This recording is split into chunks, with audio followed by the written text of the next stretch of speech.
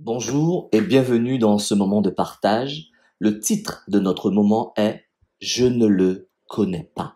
Le verset qui nous concerne nous dit la vérité suivante. Pierre, prenant la parole, lui dit « Quand tu serais pour tous une occasion de chute, tu ne le seras jamais pour moi. » Jésus lui dit « Je te le dis en vérité, cette nuit même, avant que le coq chante, tu me renieras 3 fois. » Pierre lui répondit « Quand il faudra mourir avec toi, je ne te renierai pas. » Et tous les disciples dirent la même chose. Matthieu 26, versets 33 à 35. Mon frère, ma sœur, mon ami, nous allons voyager. Voyager à travers la parole de Dieu, la Bible, afin de tirer les leçons de l'attitude de Pierre au fur et à mesure de notre voyage. Et pour seul bagage, le Paraklétos, l'Esprit Saint. En lisant le verset de base, nous pourrions croire que Pierre a eu un avantage de taille, car le Seigneur lui-même, Jésus-Christ, l'a prévenu de son reniement. Et pourtant, non. De la même manière que Dieu nous avertit à travers l'Apocalypse et différents livres, et pourtant, nous ne faisons pas ce qu'il faut faire. Commençons notre voyage en affirmant que le triple reniement de Pierre est relaté dans les 4 évangiles. Nous allons voyager dans ces évangiles et bien d'autres livres. Dieu insiste aussi pour nous montrer que nous sommes capables de faire la même chose que Pierre. Il est dit que Pierre le suivit de loin jusqu'à la cour du souverain sacrificateur. Y entra et s'assit avec les serviteurs pour voir comment cela finirait. Nous trouvons cette vérité en Matthieu 26, verset 58. Ne nous arrive-t-il pas de suivre nous aussi le Seigneur de loin? Il veut qu'on le suive de près, que l'on reste dans sa proximité.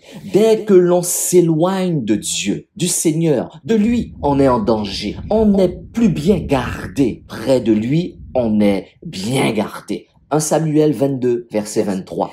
Il y a la grâce donnée par notre Seigneur Jésus-Christ. Mais mon frère, ma sœur, mon ami, il y a aussi ta responsabilité. Comme jeune et comme personne âgée, on peut s'éloigner du Seigneur, se tenir loin de lui. Je peux aller à la réunion de mon assemblée et penser que je suis un bon chrétien, une bonne chrétienne, mais intérieurement, mon cœur est-il près de Jésus-Christ, mon Seigneur, ou loin de lui? Il ne faut pas grand-chose pour nous faire tomber. Qui a fait tomber Pierre? Une servante qui était dans la maison, une jeune fille. Elle vient lui poser une question qu'il n'avait pas, sans doute, imaginé entendre. Toi aussi, tu étais avec Jésus le Galiléen. Matthieu 26, verset 69b. C'est assez remarquable de voir que cette servante avait compris que Pierre était avec le Seigneur méprisé.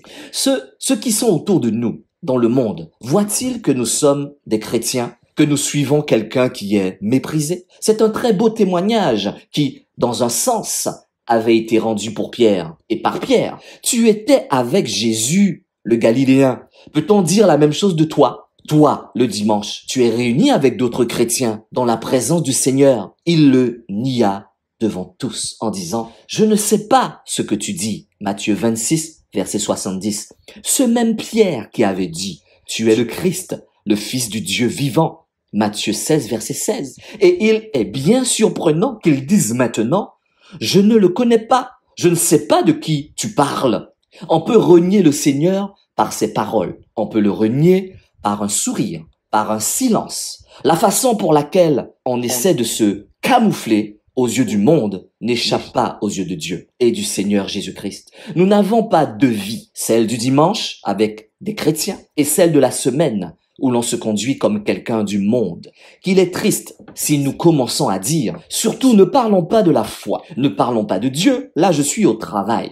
Dieu tout le temps, Dieu, Dieu, Dieu. Oh, mon frère, ma sœur, c'est triste. Une autre servante vient, elle voit Pierre et elle dit, celui-ci aussi était avec Jésus, le Nazaréen. Nous trouvons cette vérité en Matthieu 26, verset 71. Il est intéressant de constater qu'au début, on disait qu'il était le Galiléen. Il s'agit de la Galilée des nations, une contrée méprisée. Maintenant, on parle de Nazareth, un endroit qui était aussi méprisé. Peut-il sortir quelque chose de bon de Nazareth? A demandé Nathanaël en Jean 1, verset 46. Tu étais avec le Nazaréen. Alors Pierre a paniqué. Pierre a peur parce qu'il pense que s'il dit qu'il était avec le Nazaréen, il va être crucifié avec le Seigneur Jésus-Christ. Il peut aussi nous arriver d'avoir peur, mais il ne faut pas s'en cacher. Nous avons tous eu peur une fois. Parfois, nous avons peur de nous faire reconnaître en tant que chrétiens. Ceux qui nous voient vivre, comment vont-ils désormais réagir? Comment vont-ils nous considérer? On sera méprisé, on nous regardera avec dédain, avec mépris. On se conduira envers nous comme si nous étions des inconnus.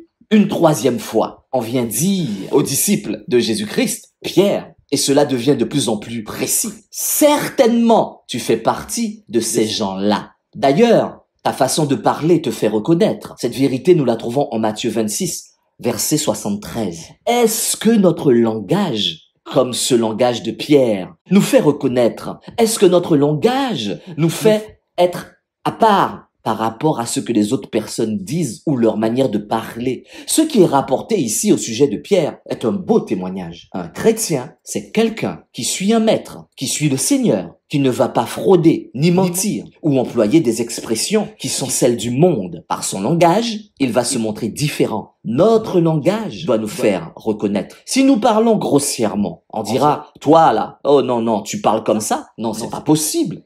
Tu es chrétien. Il y a eu une progression dans le reniement de Pierre. Au début, on lit, il le nia devant tous. Matthieu 27, verset 70. Puis, on lit, il le nia avec serment. Matthieu 26, verset 72. Et Pierre va plus loin encore, il prononce des imprécations. Il jure, Matthieu 26, verset 74. Or, la parole de Dieu nous dit de ne pas jurer, ni par le ciel, ni par la terre. Nous n'avons pas le droit de le faire. Pourquoi? Parce qu'un chrétien, un chrétien doit être quelqu'un qui dit la vérité.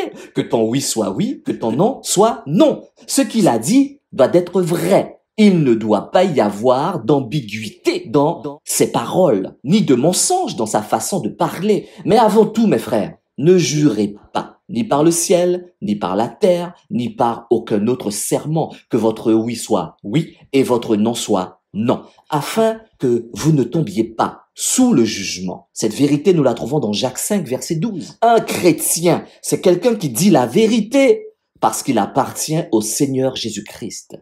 Il connaît le Dieu de vérité. Il vit dans la vérité. Il respire la vérité. Or, nous sommes dans un monde de mensonges. On s'en rend davantage compte dans le monde professionnel. Un chrétien doit justement se distinguer parce qu'il dit la vérité. Pierre se mit à faire des imprécations. Ce mot signifie invoquer sur soi une malédiction au cas où l'on n'accomplirait pas ce dont on s'était obligé. Il fallait qu'il trouve quelque chose pour accréditer ses paroles. Pierre est allé aussi loin que possible devant les hommes par peur. Pierre avait peur. Une exhortation nous est donnée par l'apôtre Paul. Il nous dit la chose suivante, cette vérité suivante. Mais maintenant, renoncez vous aussi à tout ce qui est colère, emportement, méchanceté, injure, paroles honteuses venant de votre bouche. Ne mentez pas l'un à l'autre, ayant dépouillé le vieil homme avec ses actions et revêtu le nouvel homme. Colossiens 3, versets 8 à 10. Ne nous arrive-t-il jamais d'être en colère, de parler mal à notre épouse, à notre mari, à nos enfants de chair et nos enfants spirituels?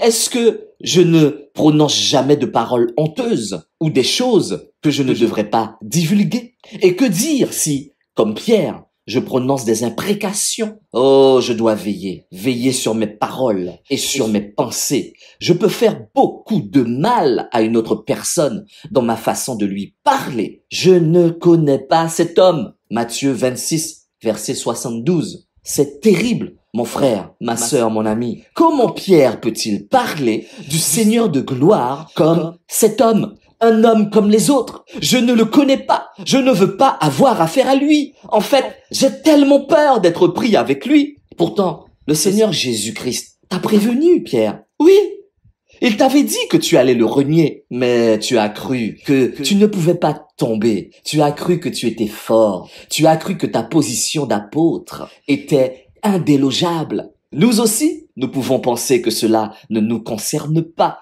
et dire, moi, je ne tomberai pas, je n'aurai pas de paroles honteuses, pas de colère, tout cela ne m'arrivera pas, jamais. Cependant, nous sommes comme Pierre, l'apôtre Pierre.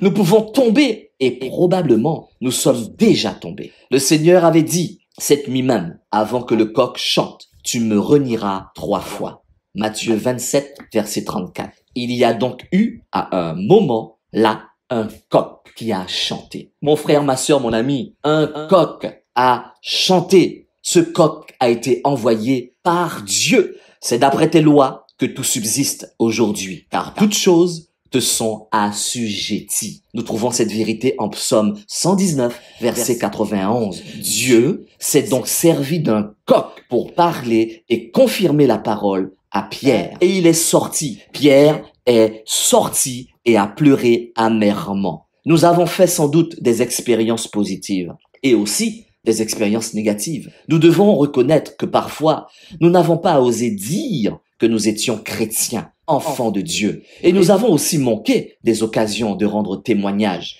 Et ces occasions, elles ne se sont jamais renouvelées. D'autres fois, en revanche, nous avons fait des expériences heureuses, magnifiques. Il y a partout des croyants, mon frère, ma sœur, mon ami. Ne croyons pas être seuls. En allant faire des courses, en allant au sport, on rencontre des croyants. Cela nous encourage à sortir de notre mutisme, à être des témoins pour le Seigneur Jésus-Christ. Dans le récit du reniement de Pierre, de l'évangile de Marc, il y a quelques détails encore de plus, très intéressants, que j'ai notés. Pierre est assis avec les gardes et se chauffe près du feu. Nous trouvons cette vérité en Marc 14, verset 54b. Il y a des compagnies que nous avons à éviter en tant que chrétiens. Nous, comme nous le dit le premier psaume, heureux l'homme qui ne marche pas selon le conseil des méchants, qui ne s'arrête pas sur la voie des pécheurs et qui ne s'assied pas en compagnie des moqueurs, mais qui trouve son plaisir dans la loi de l'Éternel et qui la médite jour et nuit. Cette vérité, nous la trouvons, comme je l'ai dit, en Psaume 1. Le verset 1 et 2. Ne pensons pas être forts. Ne pense pas être fort, mon frère, ma sœur, mon ami, pour sortir de ces endroits où pourtant nous n'y avons rien à faire. Nous devons être séparés du monde et séparés pour Jésus-Christ. Il y a 2 significations importantes de la séparation du monde.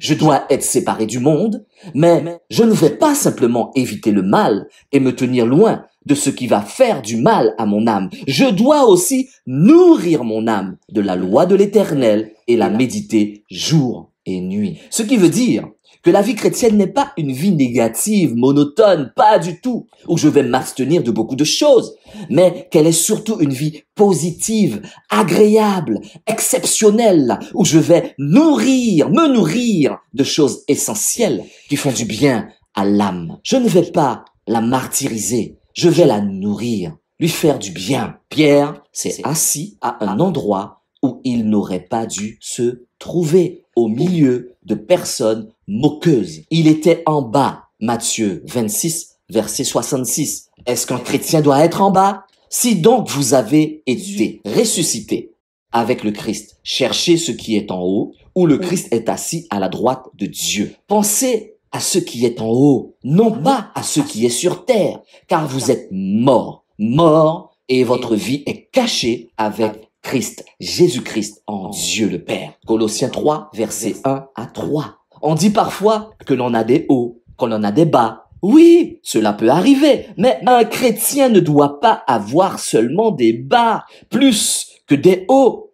Plus il est nourri des choses d'en haut, qui sont spirituelles, éternelles, plus son âme grandira dans la communion avec le Seigneur Jésus-Christ. Si nous nous sommes occupés de Jésus-Christ, et de ses demandes, quand nous allons arriver au ciel, nous retrouverons une personne bien connue, pas semblable à celle que l'on ne connaît pas ou que l'on connaît d'une manière floue. Le Seigneur ne veut pas se faire connaître de cette façon, comme l'exprime l'apôtre Paul dans cette vérité suivante. Afin de connaître Christ et la puissance de sa résurrection, de la communion et de ses souffrances, en devenant conforme à lui dans sa mort. Philippiens 3, verset 10. Il doit être très connu de chacun d'entre nous. Il est notre ami suprême, dont nous connaissons les pensées, que nous aimons et qu'il nous tarde de voir. As-tu Jésus-Christ comme ami? Ou bien connais-tu ton camarade de classe, d'université ou ton collègue de travail plus que Jésus-Christ, ton Seigneur? Pose-toi la question, ce serait terrible. Dans ce texte de Marc, on trouve les mêmes parties essentielles du reniement de Pierre.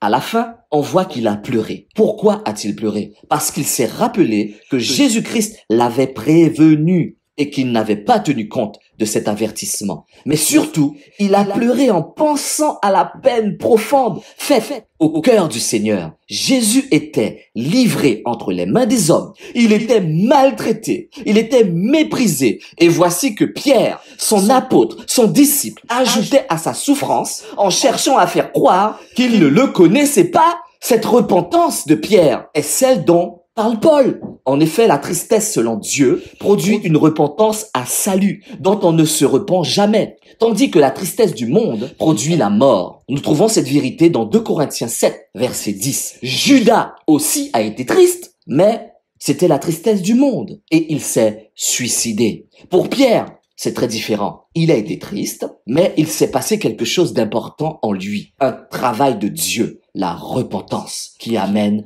à la vie. Il y a eu un retour vers Jésus-Christ. Si bien que Pierre pourra dire au peuple, dans les jours qui suivent, vous avez renié le saint et le juste, et vous avez demandé qu'on vous accordât la grâce d'un meurtrier. Nous trouvons cette vérité en Acte 3, verset 14. Pierre déclare, c'est vrai, moi, je l'ai fait. Je l'ai renié. Et vous aussi. Il a l'autorité indispensable pour parler comme il parle. Il est entièrement restauré. Il y a eu chez lui une tristesse selon Dieu, une repentance salutaire. Dans l'évangile de Luc, là nous passons de Marc à Luc, on trouve un détail supplémentaire. Pierre est assis au milieu des ennemis du Seigneur. Luc 22, verset 55. Il n'est pas simplement assis avec ses hommes, mais il occupe une place centrale. Il est un peu comme Lot, qui était parmi les hommes influents, qui se tenaient aux portes de Sodome, en Genèse 19, verset 1. Il semblait à l'aise en la compagnie d'hommes moqueurs. Sommes-nous à l'aise dans le monde? Es-tu à l'aise dans ce monde, mon frère, ma sœur, mon ami? Bien sûr, nous devons être dans le monde. Et nous avons peut-être même affaire à des gens qui blasphèment, qui méprisent le Seigneur. Un chrétien est celui que Jésus-Christ a envoyé dans le monde, mais il ne s'y trouve pas à l'aise. Jamais. Entre le monde et le chrétien, il y a un fossé, quelque chose d'inconciliable. Jésus lui-même a dit, mon grand frère a dit, en parlant des siens, ils ne sont pas du monde. Jean 17, verset 16. Cette vérité nous est dite par le Seigneur s'étant retourné. Regardons Pierre. En Luc 22, 61, Jésus-Christ n'a pas trahi son disciple. Quand Jésus-Christ s'est retourné, quand Pierre a dit « Je ne le connais pas » à 3 reprises et que le coq a chanté, Jésus se retourna et regarda Pierre. Nous trouvons cette vérité en Luc 22, 61. Et Jésus-Christ n'a pas trahi Pierre. Il aurait pu dire « Pierre, regarde où je suis. » Mais oui, je te connais, Pierre. Tu es mon disciple. Tout de même, on se connaît. Tu es un de mes disciples. Je t'ai appelé par ton nom. Rappelle-toi. Tu t'appelais Simon et je t'ai renommé Pierre. Céphas. Comment dis-tu que tu ne me connais pas? Le Seigneur Jésus-Christ a souffert terriblement dans son âme de la part de l'homme, de la part de Dieu également, car il l'a abandonné. Il n'a pas pensé à lui. Il a toujours pensé aux autres. Il a vu ses disciples s'enfuir, l'abandonner, eux aussi. En Matthieu 26, verset 56. Pourtant, quand le Seigneur les revoit après sa résurrection, il leur dit, enfants, avez-vous quelque chose à manger? Jean 21, verset 5. C'est de sa part un amour extrêmement profond qui nous dépasse, qui me dépasse. Si quelqu'un nous abandonnait, nous trahissait, lui parlerions-nous de cette manière? Il leur dit, enfants, c'est un terme de tendresse. Il est très touchant de voir que ces hommes qui se moquaient de Jésus, les fameux soldats, et qui le frappaient, lui ont couvert les yeux. Luc 22, 64. Où cette vérité est écrite. Donc, en rapprochant ces versets 61 et 64 de Luc 22, on comprend que le dernier regard du Seigneur Jésus-Christ a été pour Pierre, l'apôtre Pierre, son disciple. Il n'a pas parlé, mais il a regardé Pierre. On ne sait pas comment était son regard en ce moment-là. On peut simplement imaginer et penser que c'était un regard d'amour venant de Jésus-Christ. On peut pas croire autre chose. Et cela a touché le cœur de Pierre. Jésus ne lui a pas fait de reproche. Jamais. Il ne lui a pas dit, tu n'as pas bien agi, Pierre. Tu m'as fait beaucoup de peine, Pierre. Non, il n'a pas eu cette attitude du Seigneur qui a profondément touché le cœur de Pierre. De même pour nous, mon frère, ma sœur, mon ami, le Seigneur nous voit toutes les fois quand nous sommes assemblés. Il voit aussi si nous restons à la maison. Il voit aussi si nous prenons la Sainte Seine. Il nous observe chaque jour avec un regard plein d'amour, ce qui parle à notre cœur. Ce regard parle à ton cœur, à mon cœur. Nous voulons répondre à son désir que nous avons compris, combien il nous aime. Alors, si nous venons dans la présence du Seigneur, ce n'est pas par obligation, c'est parce que nous savons que nous le verrons là et que cela le réjouit. Nous ne venons pas dans la maison de Dieu pour le pasteur, pour l'apôtre, pour le prophète, pour le docteur, pour l'évangéliste. Non, le Seigneur ne fait pas de reproches, lui. Nous ne devons pas non plus faire de reproches à nos frères et sœurs. Vous ne venez pas à la réunion. Pourquoi vous ne venez pas à la réunion? Vous ne faites pas ceci, vous ne faites pas cela. C'est terrible, n'est-ce pas? Ce n'est pas un tel comportement, mon frère, ma sœur, mon ami, à l'égard de ton frère et ta sœur qui le fera changer. Non, c'est bien plutôt de réaliser l'amour du Seigneur Jésus. Car tu dis que l'amour est en ce lieu. Alors, montre l'amour. Le Seigneur ne nous force pas de le suivre. C'est bien plutôt de réaliser l'amour. Il ne te donne pas d'obligation de le suivre. Il t'a tout montré. Il nous regarde. Il s'est sacrifié et nous sommes touchés, concernés par ce regard d'amour, par ce sacrifice. Pierre a été profondément touché quand il a vu le regard du Seigneur Jésus-Christ. Il a pleuré amèrement. C'était des pleurs de honte, de désillusion sur lui-même. Parfois, on a des illusions nous aussi. Quel que soit notre rang, quel que soit notre grade, nous avons des illusions. Nous pensons, je suis un bon chrétien, je suis un bon responsable, je fais de bonnes choses, j'ai de bons désirs. Mais ensuite, on fait une chute dans nos pensées, dans nos actions. On réalise que l'on a manqué, déshonoré le Seigneur Jésus-Christ. Il nous faut alors le confesser, revenir au Seigneur. Après, on peut poursuivre son chemin, le reprendre avec Jésus-Christ. Il veut nous encourager, nous aider. Le Seigneur ne veut pas que nous pensions toujours au passé. Ah, lui m'a fait ça. Ah, lui, il est parti. Ah, lui, il m'a abandonné. Elle m'a trahi. Dans son amour, il ne nous le dira jamais. Tu as fait ceci ou tu as fait cela. Tu es mort sur la croix avec moi. Maintenant, donne-moi ta vie. Nous trouvons cette vérité en 2 Corinthiens 5, le verset 14 à 15, que je t'invite à écouter la Bible audio. Poursuis ta vie avec moi et pour moi. Cherche à m'honorer jusqu'à ce que je revienne te chercher. Voilà le cœur du Seigneur Jésus-Christ. Pierre a réalisé qu'il était tombé. Si c'est notre cas, revenons au Seigneur de tout notre cœur, en vérité et avec joie, et il nous restaurera. Dans l'évangile de Jean, nous trouvons encore des détails assez intéressants. Le disciple Jean connaissait le souverain sacrificateur, et il fait entrer Pierre dans la cour du palais. Il est écrit cette vérité suivante: mais Pierre resta dehors, près de la porte. L'autre disciple, là le verset nous parle de Jean, qui était connu du souverain sacrificateur, sortit, parla à la portière et fit entrer Pierre. Jean 18, verset 16. L'apôtre Jean était connu du souverain sacrificateur à cause de son métier. Il travaillait avec son frère dans la société de leur père, Zébédée. Il avait pour habitude, lui et son frère, de livrer du poisson. Donc, la portière le connaissait. Mais oui, mais le problème, c'est que Jean n'était pas en mesure d'apprécier et d'évaluer la foi de Pierre en ce moment précis. Toujours est-il qu'il l'a fait entrer. Il l'a fait entrer dans un endroit dangereux pour lui. Il pouvait involontairement contribuer à faire Pierre tomber. On peut s'encourager, mon frère, ma sœur, mon ami, l'un l'autre, pour servir le Seigneur Jésus-Christ, soit dans ton assemblée, soit à l'extérieur, soit même tu le fais dans ton travail. Mais on ne doit pas forcer les autres à le faire. Ah, si tu sers pas, tu n'es pas un bon chrétien. Ah, si tu ne sers pas, tu n'es pas un bon disciple. C'est faux. Rappelle-toi que Jean a fait rentrer Pierre quelque part qui était dangereux pour lui. En mettant un frère ou une sœur en service trop tôt, tu risques de le faire tomber malgré toi. Tu veux lui faire du bien, mais tu lui fais du mal. Ce n'est pas nous qui appelons. Le Seigneur Jésus appelle les siens à le servir. Le chrétien connaît Jésus-Christ, qui est la lumière du monde. Un enfant de Dieu vit dans la lumière. Au fur et à mesure de sa vie, que sa vie passe, cette lumière devrait augmenter. C'est pas toi qui augmente la lumière. Quel que soit ton rang, mon frère, ma sœur, mon ami, ce n'est pas toi qui augmente cette lumière dans la vie d'un enfant de Dieu. Je prends un exemple. Cela ressemble à ce qui se passe quand on remonte d'une cave. La vie est un escalier. La vie spirituelle est un escalier. Quand tu remontes de la cave par un escalier et que tu te diriges vers la lumière, petit à petit, cette lumière commence à grandir.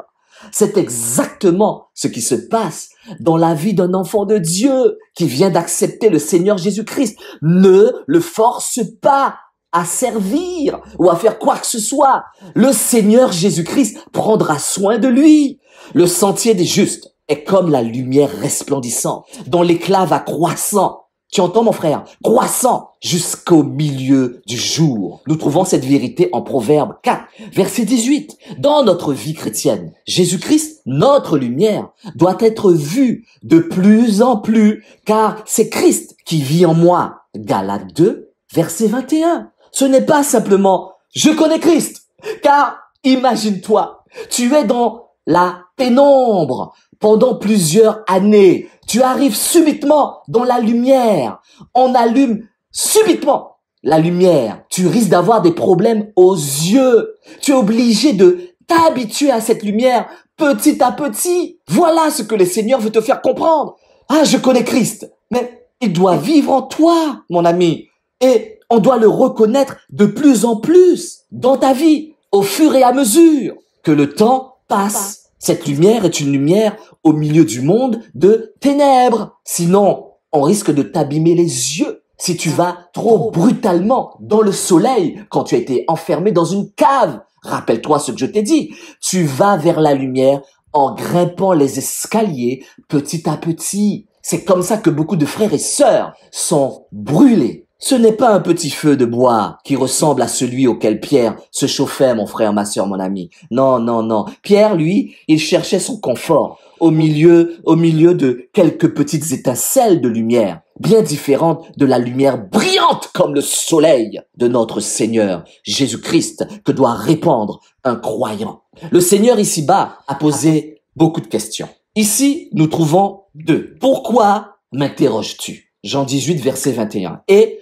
pourquoi me frappes-tu? Jean 18, verset 23. Ailleurs, il dit à Judas, ami, pourquoi es-tu venu? Matthieu 26, verset 50. À Gethsémane, il demande aux disciples, pourquoi dormez-vous? Luc 22, verset 46. À la fin de ces 3 heures de ténèbres, il dira, mon Dieu, pourquoi m'as-tu abandonné? Matthieu 27, verset 46. Le Seigneur dit souvent, pourquoi? Pourquoi tu dors? Pourquoi dors-tu? Pourquoi m'as-tu abandonné? Pensant à la souffrance de Jésus-Christ, avant la croix et sur la croix, mon frère, ma sœur, mon ami, on se sent interpellé par l'exemple de Pierre. Mais il faut faire attention. La parole de Dieu ne nous parle pas des défaillances des hommes et des femmes de foi, comme Jonas, Élie, Pierre, Marthe et tant d'autres, pour que nous passions notre temps à les critiquer. Arrête de critiquer les hommes et les femmes de Dieu. Arrête, en oubliant de nous remettre nous-mêmes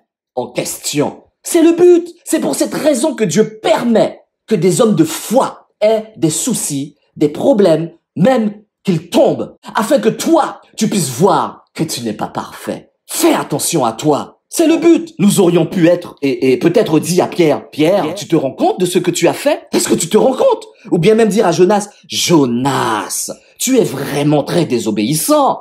Mais nous oublions, mon frère, ma sœur, mon ami, Jésus nous demande aussi de faire des choses que nous ne faisons pas. Il nous demande de le servir petit à petit. Il nous demande de parler de lui autour de nous. Et nous nous comportons comme si nous ne le connaissions pas. Comme si nous ne connaissons pas Jésus. Je ne le connais pas. On ne remarque pas en nous la différence de conduite avec les autres personnes qui ne croient pas en Jésus-Christ. Mon voisin, mon collègue de travail, mon camarade de classe, mon camarade d'université, les membres de ma famille. Le savent-ils? Ceux qui me voient vivre, voient-ils la lumière? Ou est-elle cachée sous le boisseau, comme nous dit cette vérité écrite en Matthieu 5, verset 15, je cherche peut-être à passer inaperçu, incognito.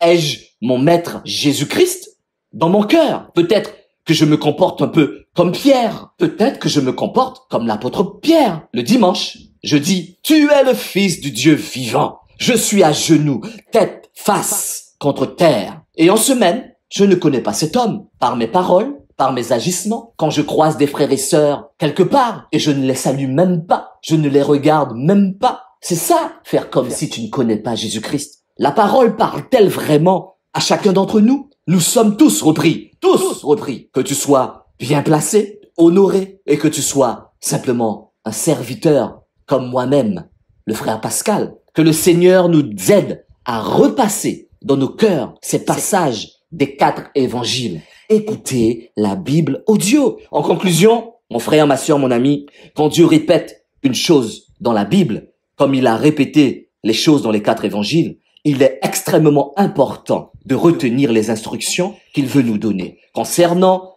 l'erreur de Pierre, que cela nous serve tous, car Dieu veut nous donner 3 leçons. Et il nous dit 3 choses. La première chose, celui qui pense qu'il ne tombera pas a déjà amorcé sa chute. Deuxième, le combat de la foi se déroule toujours sur des terrains spirituels inconnus, afin que nous descendions dans l'humilité et que Christ se manifeste triomphant. Et pour terminer, la 3e leçon, la chute est un moyen de grâce qui remplace la croix au centre de notre vie. Alors mon frère, ma sœur, mon ami, ne soyons pas de ces gens ou de ceux et de celles qui disent « je ne le connais pas ». Voilà ce que j'ai reçu pour nous aujourd'hui. Amen. Amen.